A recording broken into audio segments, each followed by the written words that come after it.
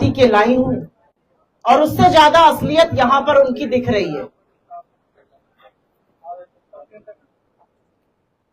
आज लुधियाना में उपचुनाव बाय इलेक्शन होने को है। 3 साल से एक सरकार बनी हुई है और आज हर व्यक्ति ये जानना चाहता है कि 3 साल की सरकार ने कौन सा कीर्तिमान स्थापित किया है।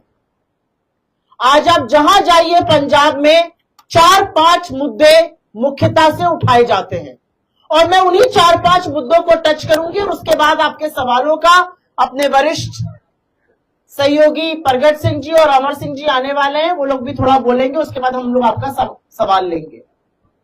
आज पंजाब में कानून व्यवस्था ने पूरी तरह से दम तोड़ दिया है। पंजाब के किसी भी हिस्से में चले जाइए, कानून व्यवस्था पूरी तरह से चरमरा चुकी है, अपराध का हल्ला बोल है। और असलियत यह है कि लुधियाना जैसे शहर में, जो पंजाब की इंडस्ट्रियल कैपिटल कहा जाता है, यहां पर छोटे छोटे कारोबारियों को भी प्राइवेट सुरक्षा लेकर चलना पड़ रहा है।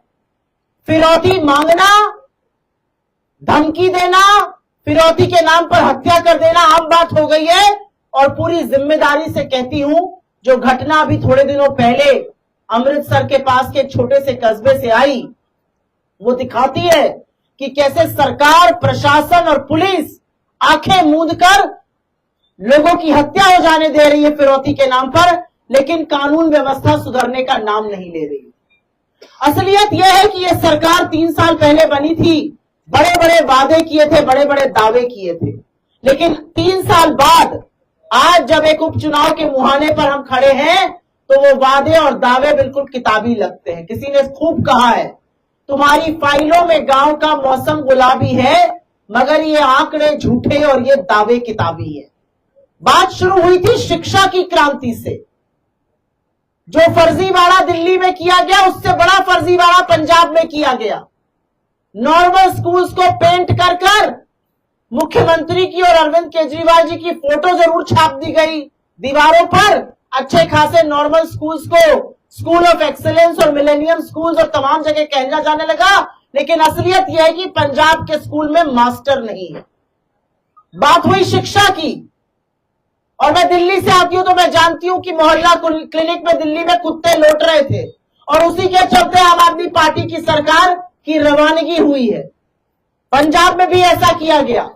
सिविल अस्पतालों के डॉक्टर को, स्टाफ को मोहल्ला क्लिनिक तो भेज दिया गया, लेकिन इतना भ्रष्टाचार हुआ कि सरकार की ओर से एनएचआरएम का जो फंड आता है वो आना बंद हो गया। अब वो आरोग्य सेंटर बन रहे हैं। शिक्षा के साथ खिलवाड़ और स्वास्थ्य के साथ खिलवाड़। तो ये क्यों ना कहूं कि अस्पताल में डॉक्टर नहीं है और स्कूल में मास्टर नहीं है। फिर एक फर्जीवाड़ा किया गया। अब उद्योग के नाम पर छला जा रहा है, कहा जा रहा है उद्योग क्रांति आएगी। मैं जानना चाहती हूं ये उद्योग क्रांति कहां से आएगी? ये उद्योग क्रांति पिछले 3 साल में क्यों नहीं आई है? आपने पिछले 3 साल में एक भी बड़ा उद्योग अगर सेटअप किया हो तो उसके बारे में जरूर चर्चा कीजिए। पिछले 3 साल में पंजाब की सरकार ने कौन सा इंस्टीट्यूशन बनाया है, कौन सा उद्योग यहां पर लेकर आए हैं? असलियत यह है, आपका उद्योग पंजाब छोड़ के बाकी राज्यों में जा रहा है। और यह अलग बात है कि आप बाकी राज्यों से लोग लाकर अपने पोल्यूशन बोर्ड का चेयरमैन बना रहे हैं, इंडस्ट्रियल बोर्ड का चेयरमैन बना रहे हैं। क्या पंजाब की जनता में मेहनती, मेहनतकश, ईमानदार, अच्छे लोग नहीं है जो बोर्ड के चेयरमैन यहां बनाए जा सके? और यह सारा फर्जीवाड़ा ढकने के लिए एक मंत्र अरविंद केजरीवाल और भगवंत मान ने मोदी जी से सीखा है, वो है प्रचार और प्रसार। जिस पंजाब में 91 करोड़ रुपए प्रचार प्रसार में खर्चा होते थे, गवर्नमेंट एड्स पर खर्चा होते थे, आज वहां 791 करोड़ रुपए खर्चा हो रहे हैं।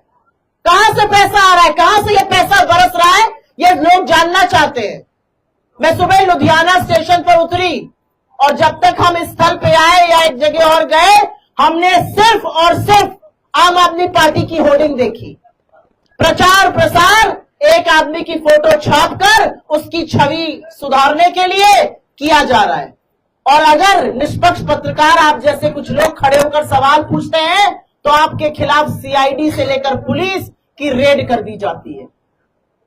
लेकिन कितना भी प्रचार प्रसार कर लो, कितना भी एडवर्टाइजमेंट लगा लो, असलियत नहीं छुप सकती है। और इसीलिए असलियत छुपाने के लिए आपको डराया धमकाया जाता है। जब जंगल में रंगे सियार को आप शेर बना दीजिए, बारिश में उसका रंग उतर ही जाता है। और वही पंजाब में हुआ है। पंजाब में किस मुंह से ये लोग सरकार की बात करते हैं? 3 साल में ड्रग का जो यूज और अब्यूज है पंजाब में, वो लगातार बढ़ा है। हर बार एक नई तारीख समझ में आती है। हर बार आम आदमी पार्टी की गवर्नमेंट एक नई तारीख देकर नशा मुक्ति अभियान चलाती है, नशे के खिलाफ युद्ध छेड़ती है। पहले वाले युद्ध का क्या हुआ? आज घर घर ड्रग की डिलीवरी हो रही है। पंजाब में बेरोजगारी से जूझ रहे लोग आज ड्रग के, उनके बच्चे जो है ड्रग के हवाले आ रहे हैं। असलियत यह है कि आपने सरकार बनाई और लोगों ने सोचा कि आप कुछ बातें करेंगे, आप कुछ वादे पूरा करेंगे। आपने तो पंजाब को शिक्षा के नाम पर, स्वास्थ्य के नाम पर, उद्योग के नाम पर तो चला ही, आपने पंजाब में किसानों के साथ भी धोखा किया। आप तो मोदी जी से भी 4 हाथ आगे निकले। आपने किसानों को बात करने के लिए घर बुलवाया, वही उनकी गिरफ्तारी कराई और उनके जितने भी ट्रैक्टर, ट्रॉली जैसी चीजें थी उनको अपने जब्त कर लिया। आपने तो पीठ में वही छुरा घोंपा जो दिल्ली में बैठी हुई सरकार ने घोंपा। तो ये क्यों ना कहा जाए कि 3 साल सरकार चलाने के बाद आपने एक बड़ा काम किया और वो है कर्जा लेने का काम। पिछले 3 साल में ही इस सरकार ने 1.5 लाख करोड़ का कर्जा लिया। तो ये पलट के हम क्यों ना पूछे कि आपने इतना कर्जा लिया? हर पेपर पर आपकी फोटो चमकती है, हर वेबसाइट पर आपकी फोटो दिखती है, लेकिन पंजाब की 1.25 करोड़ महिलाओं को आप 1000 रुपए महीने का नहीं दे सके। और ये देना आसान है, ये नियत होती है तो आप दे सकते हैं। हम कर्नाटका में दे रहे हैं, हम तेलंगाना में दे रहे हैं, हम हिमाचल में दे रहे हैं, हम झारखंड में दे रहे हैं, क्योंकि हमने वादा किया था लोगों से। आज असलियत यह है कि बड़े बड़े प्रॉमिस किए गए, लेकिन वो प्रॉमिसेस पूरे नहीं किए गए।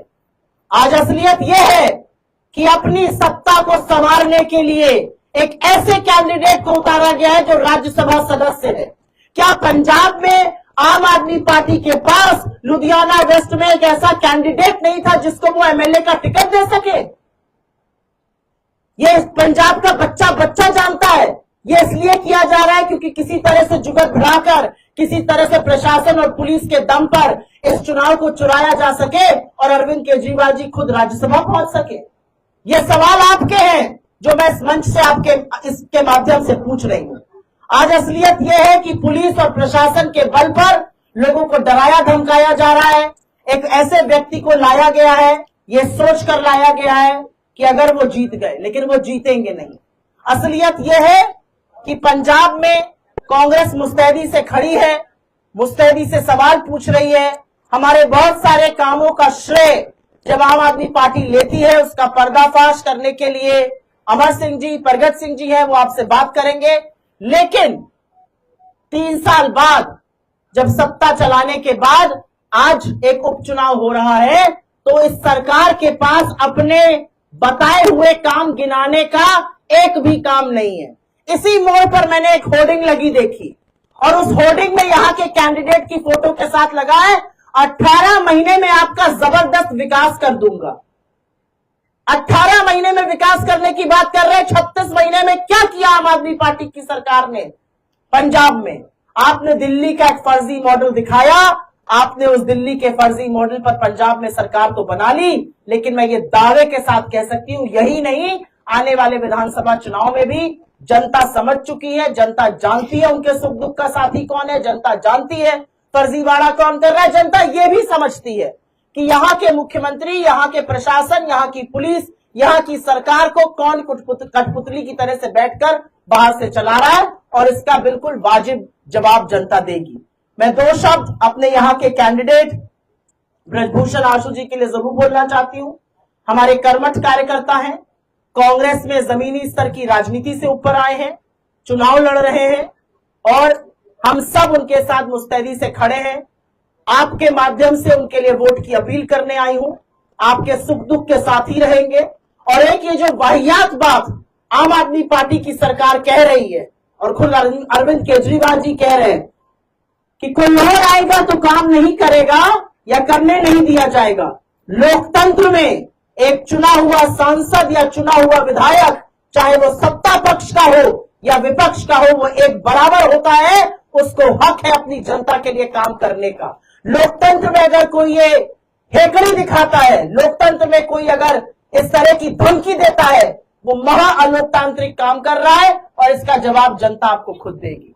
अभी हमारे दो वरिष्ठ नेता बोलेंगे और उसके बाद हम आपके सवालों का उत्तर देंगे। आपको थैंक यू सुप्रिया जी। सत श्री अकाल, नमस्कार। तुसी सुप्रिया जी साडी main speaker All India Congress Committee दी, तुसी उन्हां दी गल सुन ली आ। देखो ये तो झूठियां दी सरकार है, तुहानू सारिआं नूं पता।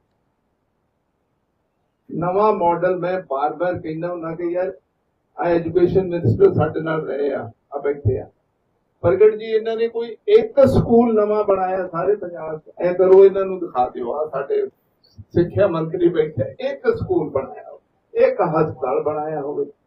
मैं तुहानू जिहड़ी मैं आया इस प्रेस कॉन्फ्रेंस तुहानू एक बहुत वधिया गल दस्सण आया। आ जिहड़े कैंडीडेट ने संजीव अरोड़ा जी, ये राज्य सभा के मैंबर ने, 2022 च मैंबर बने। मैं इन्हों के पोस्टर और अखबार देख के आया, बार बार कहते हलवारा एयरपोर्ट में बनवाती और बस मैं चालू करा रहा। क्यों भाई बार बार करते हैं ना, इतने पोस्टर लाउंदे आ लाउंदे आ और लाउंदे आ। मैं तुहानू ओदी कहानी सिर्फ दस्सण आया कि झूठियां दी सरकार एक किस हद तक झूठ बोल सकते हैं। हलवारा एयरपोर्ट 2018 च जो कांग्रेस की सरकार सी उदों प्रपोजल गई थी भारत सरकार नू, और मैं IAS अफसर हुंदा सी, मेरा बैचमेट उत्थे सैकटरी सी, सिविल एविएशन सैकटरी।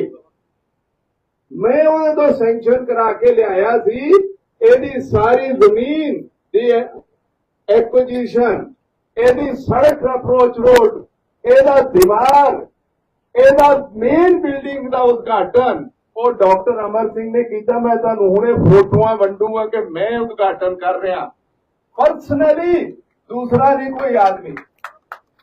अच्छा ये कही जाते असी इन्हां ने 22 जो सरकार बन गई, बल्कि एयरपोर्ट का काम बंद करता, एयरपोर्ट का काम बंद करता।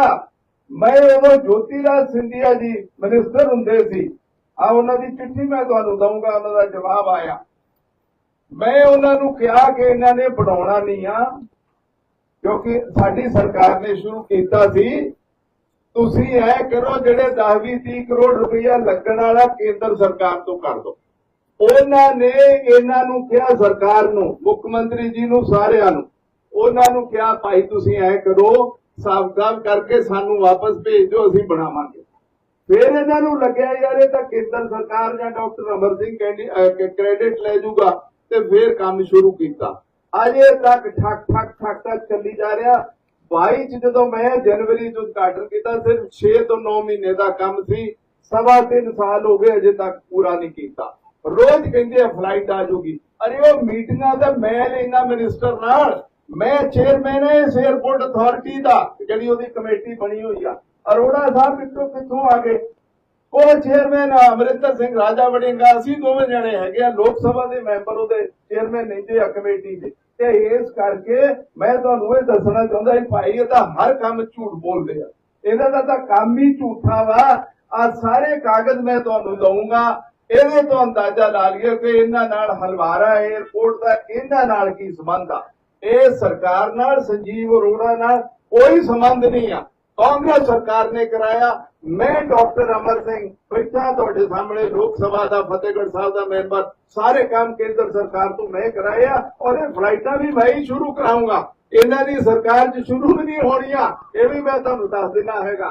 इन्हां तो अजे काम ही नहीं होया, माड़ा जिहा थोड़ा जिहा काम बचदा सी, वो नहीं होया। मैं इन्नी गल कह के अपने शब्दां नू विराम देना। जे कोई मेरे तो सवाल पूछना चाहूगा तो मैं जवाब दूंगा। Thank you Amar Singh ji. मैं तो खैर सुप्रिया जी ने मैंने लगता सारा कुछ ब्रीफ कर दिता।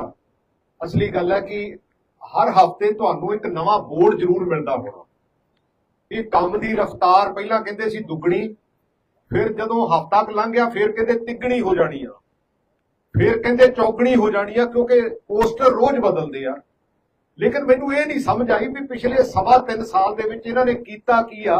ਕਮ ਸੇ ਕਮ ਲੋਕਾਂ ਨੂੰ ਉਹ ਤਾਂ ਦਿਖਾਣ ਦਿਓ, ਲੁਧਿਆਣੇ ਵੈਸਟ ਦੇ ਲੋਕਾਂ ਨੂੰ।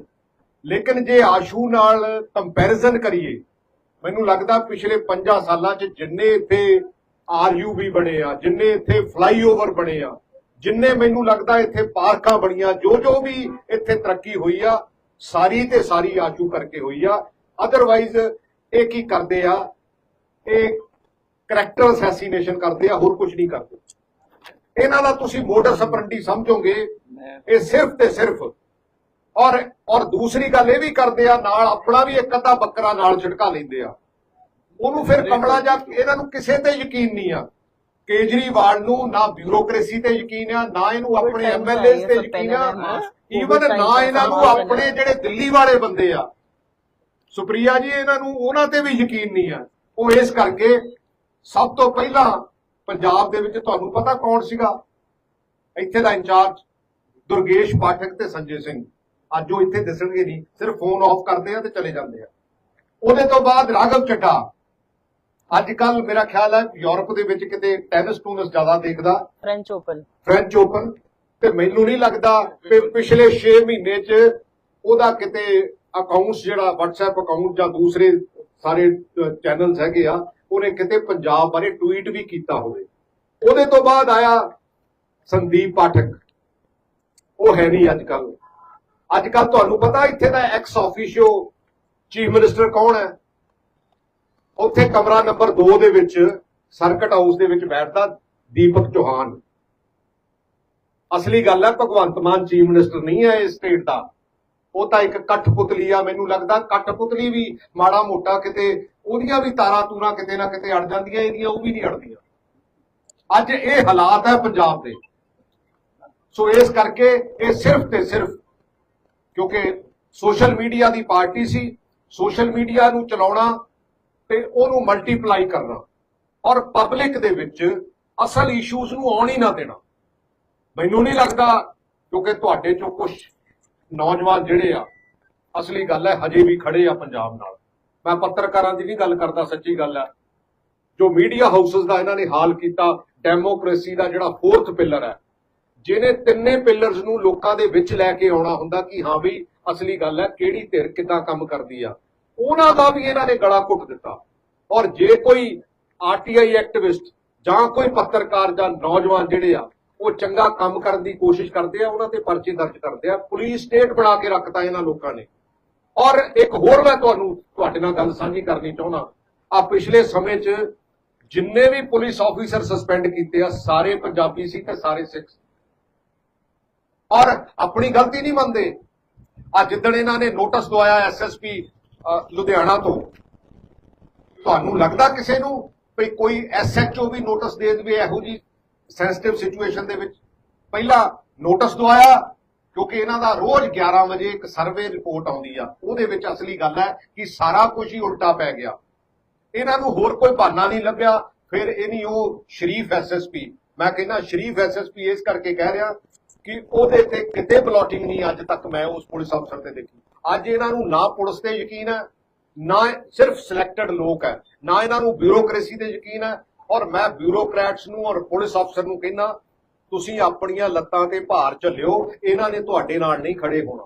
ਇਹ ਤੁਹਾਡੇ ਨਾਲ ਖੜੇ ਹੋਣ ਵਾਲੇ ਹੈ ਨਹੀਂ, ਕਿਉਂਕਿ ਜਿਹੜੇ ਆਪਣਿਆਂ ਤੇ ਇਤਬਾਰ ਵੀ ਨਹੀਂ ਕਰਦੇ, ਤੁਹਾਡੇ ਤੇ ਇਤਬਾਰ ਕਾਹਦਾ ਕਰ ਲੈਣਗੇ। ਸੋ ਮਿਸਯੂਜ਼ ਕਰਦੇ ਆਫੀਸ਼ੀਅਲ ਮਸ਼ੀਨਰੀ ਨੂੰ। ਅੱਜ ਜ਼ਰੂਰਤ ਹੈ, ਔਰ ਤੁਹਾਡੇ ਮਾਧਿਅਮ ਤੋਂ ਮੈਂ ਤੁਹਾਨੂੰ ਵੀ ਬੇਨਤੀ ਕਰੂੰਗਾ, ਇਹਨਾਂ ਨੂੰ ਪੁੱਛਿਓ ਜ਼ਰੂਰ ਜਾ ਕੇ, ਇਹਨਾਂ ਨੂੰ ਪੁੱਛਿਓ ਵੀ ਜਿਹੜਾ 3.5 ਸਾਲ ਲੰਘ ਗਏ ਆ, 3.25 ਸਾਲ, ਉਹਦੇ ਵਿੱਚ ਜੇ ਕੋਈ ਤੁਸੀਂ ਡਿਵੈਲਪਮੈਂਟ ਕਰਾਈ ਹੋਵੇ ਤਾਂ ਸਾਨੂੰ ਕਮ ਸੇ ਕਮ ਉਹਨੂੰ ਲੋਕਾਂ ਦੇ ਵਿੱਚ ਤਾਂ ਲੈ ਕੇ ਆਓ। ਲੋਕਾਂ ਦੇ ਵਿੱਚ ਤਾਂ ਇਹ ਦੱਸਦੇ ਆ ਵੀ 18 ਮਹੀਨਿਆਂ 'ਚ 2 ਗੁਣਾ ਕਰਾ ਦੂੰਗਾ, 3 ਕਰਾ ਦੂੰਗਾ, 4 ਗੁਣਾ ਕਰਾ ਦੂੰਗਾ। ਜਿਹੜਾ ਬੰਦਾ 3 ਸਾਲ ਦਾ 15 ਕਰੋੜ ਰੁਪਏ 'ਚੋਂ 9 ਕਰੋੜ ਰੁਪਈਆ ਹੀ ਨਹੀਂ ਖਰਚ ਸਕਿਆ ਲੋਕਾਂ ਨੂੰ ਦੇ